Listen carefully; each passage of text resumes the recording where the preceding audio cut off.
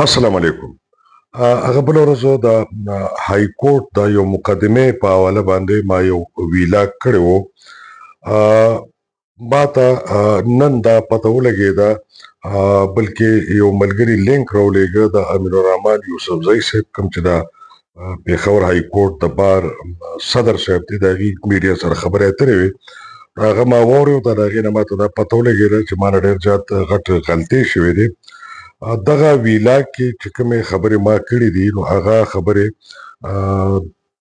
موږ خو دا غلطۍ نه کوو، سینیر خلک یو. د دې سوشل میډیا په دور کې زمونږ نه هم غلطۍ وشي، حالانکې موږ کشران په دې باندې پوهیو. نو د سوشل میډیا نه یو کلیپ او یو خبر وایرل ما واخیسته چې بهرمن شاه تاړیدار سابقه ایسیچو سټي 400 چې هغه د عاصم وکیل شهید په کیس کې د ضمانت سلسله کې راغلی و، وکیلانو سره سوک سپېړه شوې ده. ما په هغې په بنیاد تجزیه وکړه، اگر چې زما تجزیه بې طرفه وه او د صحافتي ذمهوارۍ سره د ورورولۍ او د انصاف د تقاضو د غوښتنو مطابق وه، خو چونکې د خبر بنیاد خو غلط و، ځکه چې بهرمن شاه های کورټ ته حاضر شوی نو راغلی نو وکیلانو به ورسره سوک سپېړه د چرته نه کوله او هغه به د های کورټ نه بیا تښتېده څنګه. د معلوماتو مصدقه معلوماتو مطابق عدالت ته لیکلي ورکړل شوي چې هغه شرقیه پولیس سټیشن کې ناست و چې څه فیصله عدالت وکړه. یو قسم لا هلته حاضر دی او زیر حراست دی. بیا چې کله د هغه ضمانت خارج شو، های کورټ آرډر وکړو، نو پته ولګېده چې هغه په شرقیه تاړه کې نشته. بهرحال نومې وکیل ته هغه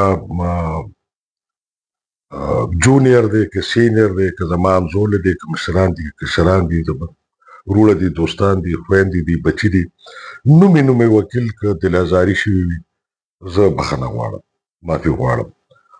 د های کورټ بار نه او د های کورټ بار صدر صاحب امین الرحمن یوسفزۍ صاحب محترم په توسط باندې زه د بار نه د ټولو وکیلانو د ټول بار نه د غونډ پښتونخوا خبره کوم، خصوصا بیا د های کورټ بار، زه هغې نه معافي غواړم. زه اعتراف کوم چې ما نه دا غلطۍ شوې دي. زه انسان یم، غلطۍ د انسانانو نه کېږي، کوم خلک چې کار کوي غلطۍ هم د هغې نه کېږي. خو چونکې چې ما ته پته ولګېده چې ما دا غلطۍ کړې دي، نو زما کلچر، زما تعلیم، زما پښتونولي، زما اخلاق، ما چې څه زده کړي دي، د اسلام دا ټولې تقاضې دا جوړېږي چې زه ښه په نره باندې خپله غلطي تسلیم کړم او ښه په نره باندې زه د ټولو متعلقه خلکو نه د هغې معافي وغواړم. دې سره زه د معزز های کورټ چیف جسټس صاحب نه که دغه شانتې یو تصور وي چې دې سره د عدلیې باندې څه تور لګي یا څه داسې خدای مکه بده خبره د عدلیې دپاره وي، چونکې دا ټول چې دي د یو انساني غلطۍ لاندې، د کار د دباو لاندې او د سوشل میډیا د انفلوئنس لاندې شوي دي. نو زه د ټول متعلقینو نه معافي غواړم.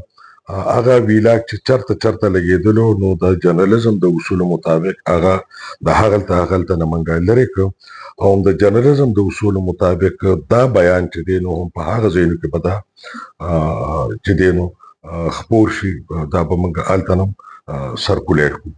زه خپل همزولو کشرانو، صحافیانو، ملګرو ته هم دا وایم چې آینده دپاره چې کوم غلطي ما کړې ده تاسو ونه کړئ، د سوشل میډیا د انفلوئنس لاندې خبر ورنه کړئ چې څو تاسو هغه تصدیق کړي دي.